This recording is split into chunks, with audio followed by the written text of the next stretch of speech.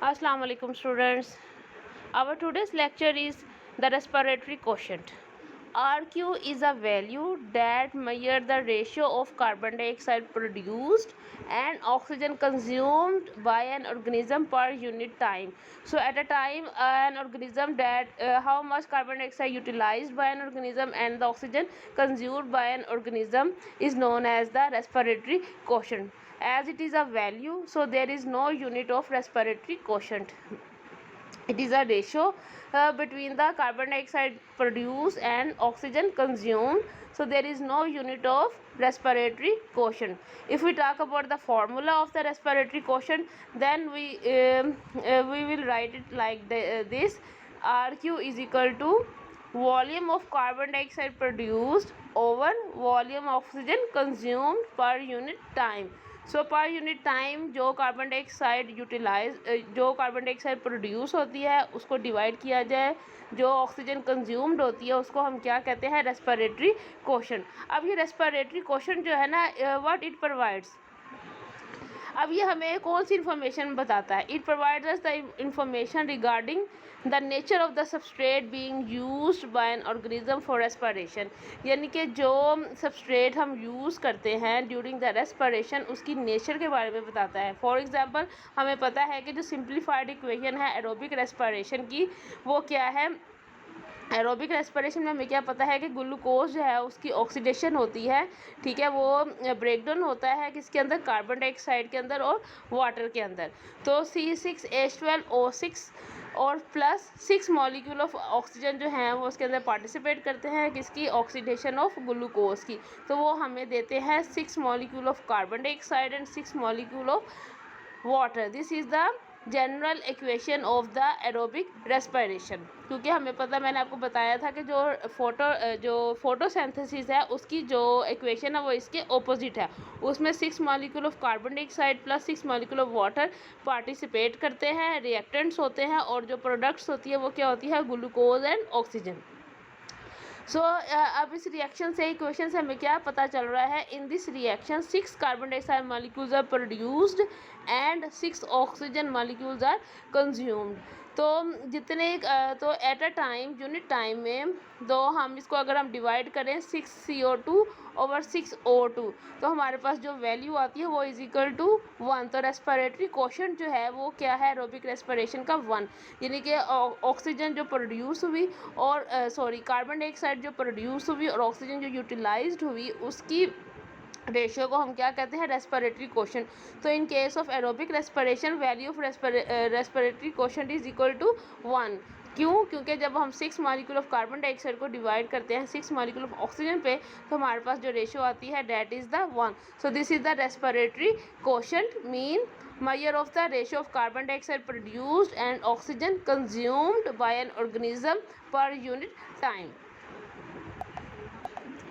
अब जो respiratory quotient है, जो RQ वैल्यू, वो वेरीज करती है with the nature of the substrate being use for respiration. यानी कि रेस्पिरेशन में जौन सा सबस्ट्रेट यूज़ होता है उसके लिहाज से रेस्पिरेटरी क्वोशंट की वैल्यू जो है वो भी क्या करती है, वेरी करती है. फॉर एग्जांपल ऑक्सैलिक एसिड की जब ऑक्सीडेशन होती है तो क्या होता है, उसके केस में वैल्यू क्या होती है, ऑक्सैलिक एसिड क्या होगा, तो simplified equation for aerobic respiration of oleic acid is, यानी कि जब ओलिक एसिड जो है वो यूटिलाइज्ड होता है ड्यूरिंग द रेस्पिरेशन, जब उसकी ऑक्सीडेशन होती है, तो C18H34O2 और 51 मॉलिक्यूल ऑफ ऑक्सीजन जो है वो यूटिलाइज्ड होते हैं. तो वो क्या बनाते हैं, 36 molecules of carbon dioxide plus 34 molecule of water. अब इसकी इक्वेशन को जब हम डिवाइड करते हैं तो वैल्यू क्या आएगा, क्योंकि 36 मालिक्यूल्स हैं कार्बन डाइऑक्साइड के जो यूटिलाइज्ड हो रहे हैं, ठीक है, जो प्रोड्यूस्ड हो रहे हैं, और 51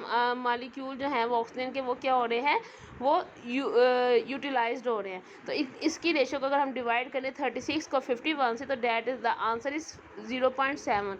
तो जो रेस्पिरेटरी क्वोशंट की वैल्यू है इन case of oleic acid respiration या ऑक्सीडेशन जो फैटी एसिड की होती है, तो उसकी जो वैल्यू है डैट इज़ द 0.7.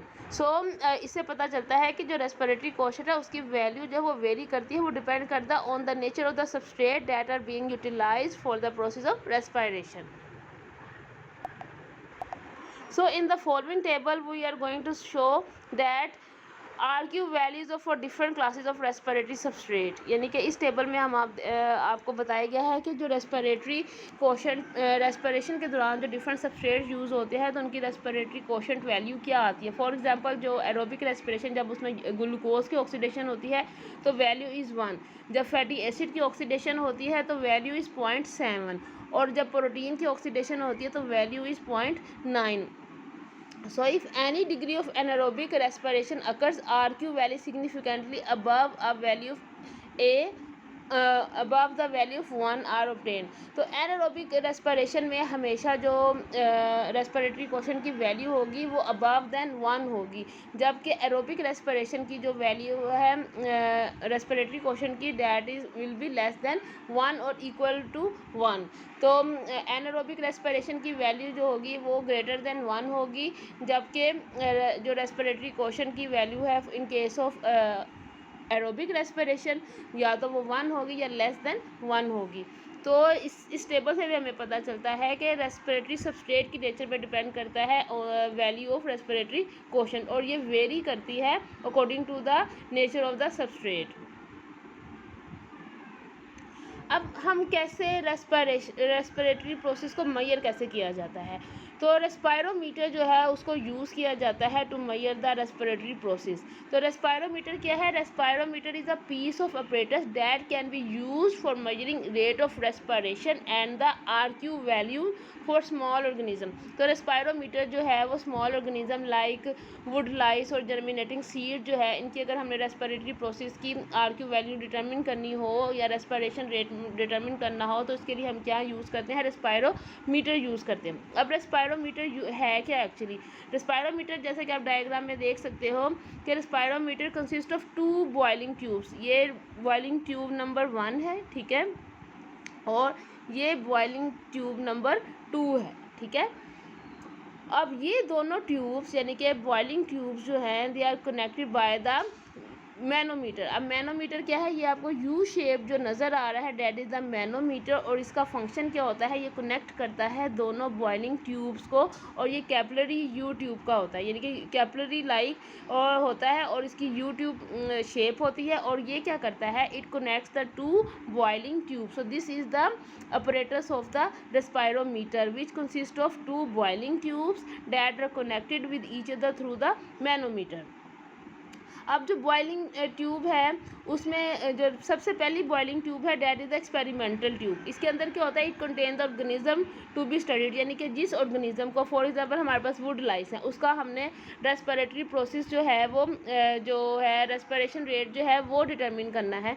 तो क्या होगा? उस जो बॉइलिंग ट्यूब नंबर 1 है जिसको हम एक्सपेरिमेंटल ट्यूब कहते हैं उसमें वो ऑर्गेनिज्म डाला जाता है जिसको स्टडी किया जाता है. For example here we can say that we are going to use the wood lice for as a respiratory organism to measure the rate of respiration. तो ये इस यहाँ पे वुड लाइस जो है हमारा एक्सपेरिमेंटल ऑर्गेनिज्म है, जबकि बॉइलिंग नंबर 2 में जो कि कंट्रोल ट्यूब है उसके अंदर क्या होता है? Equal volume of glass beads. इसके अंदर ग्लास बीड्स होते हैं और it use as a control. हमें पता है जब भी हम कोई एक्सपेरिमेंट करते हैं तो उसमें 2 तरह के होते हैं. एक कंट्रोल होता है. कंट्रोल भी अब 2 तरह से हो सकता है, पॉजिटिव कंट्रोल भी हो सकता है, नेगेटिव कंट्रोल भी हो सकता है, और एक हमारा एक्सपेरिमेंटल ऑर्गेनिज्म होता है जिसको हम अपने लिहाज से जो है वो यूज़ करते हैं. तो दिस इज़ द रेस्पायरोमीटर, और सेंटर में ये दोनों ट्यूब्स जो हैं वो कनेक्ट हुई हैं किसके थ्रू? मैनोमीटर के through.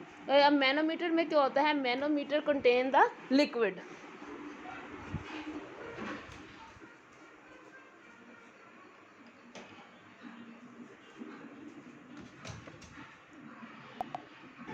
So this lecture was about the respiratory quotient and the apparatus we use to measure the respiration rate. In the next lecture we will see that how we measure the respirometer to determine the rate of respiration. So next lecture will be on the use of respirometer, and we will determine that how can we use respirometer to determine the respiratory quotient and rate of respiration.